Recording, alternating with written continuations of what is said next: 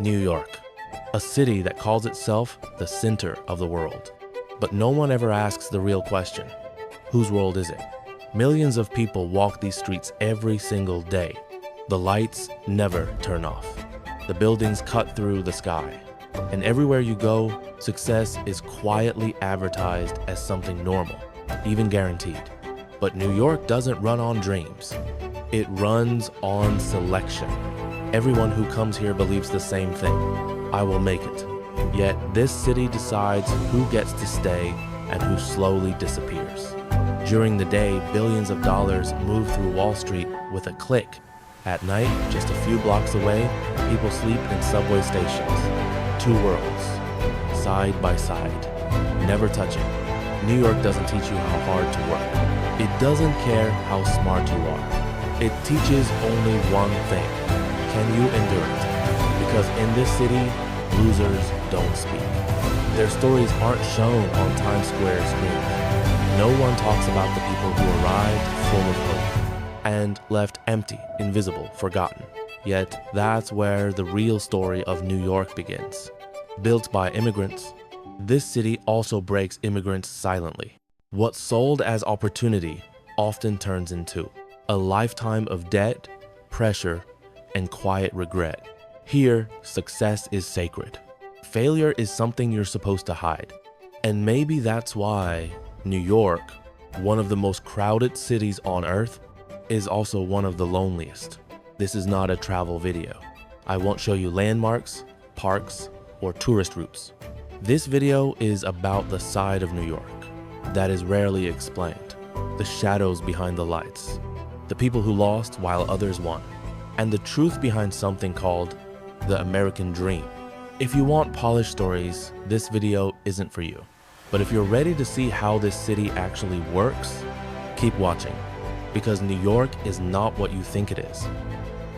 New York was never built overnight, and it was never built for everyone. It grew slowly under pressure, shaped by ambition, survival, and deals made far away from public view. And when you look at this city today, what you are really seeing is not just concrete and steel, but a system that learned how to refine power, how to move it silently, how to make it feel natural, almost invisible. Because from the very beginning, this city understood one simple rule: control doesn't need noise, it needs structure. In the early days, the streets around Wall Street were narrower, quieter, filled with men who didn't look powerful but carried it in their pockets. People who decided the future of industries while blending into the crowd. Money moved slower back then, but its weight was heavier, each decision rippling outward, affecting factories, families, and entire cities that would never know where those choices truly came from. And even as decades passed and buildings grew taller, the core logic remained unchanged, because systems don't reset, they upgrade. Today, Wall Street feels clean, efficient, optimized. Screens replace paper, algorithms replace voices, and power now travels at the speed of light rather than footsteps. Yet the distance between decision makers and consequences has only grown wider.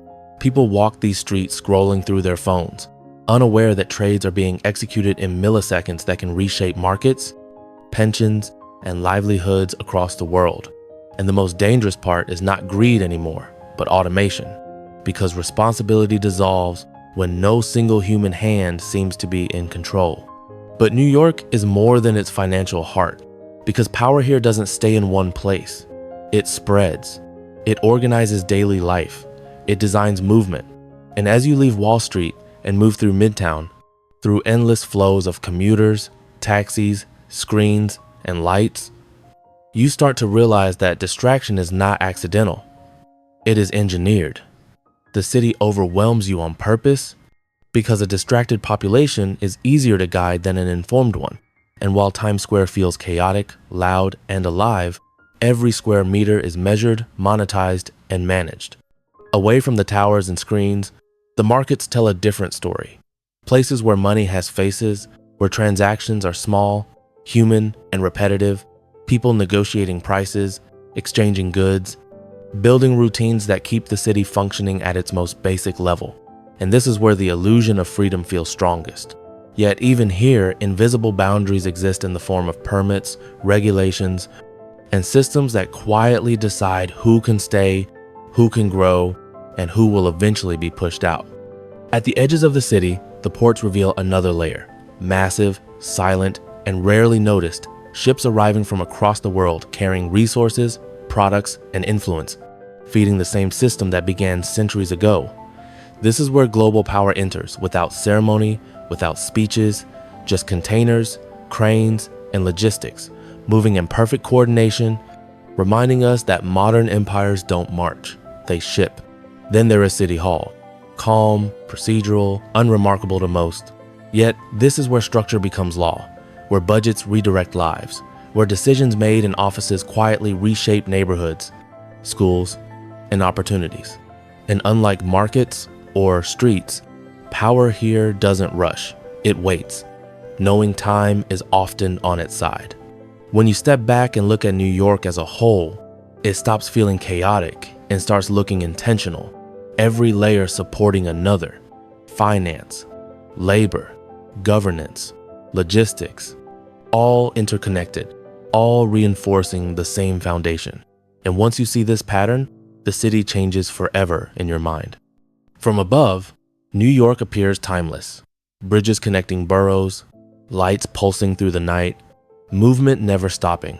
But as the camera pulls higher, the present begins to fade into the past.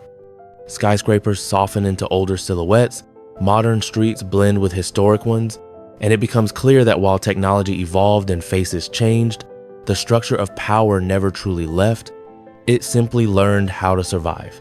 Because power doesn't disappear, it adapts, it blends in, it becomes part of the landscape. And New York, more than any other city, mastered the art of making control look like progress. New York doesn't end where the lights fade. It continues inside the systems it built, refined, and normalized over centuries. Because power here was never meant to be seen, only felt through outcomes, routines, and consequences. And as the city keeps moving forward, expanding upward and outward, its past doesn't disappear, it integrates, reminding us that history isn't behind us. It's embedded in every structure that still decides who rises, who falls, and who is never allowed to notice the difference.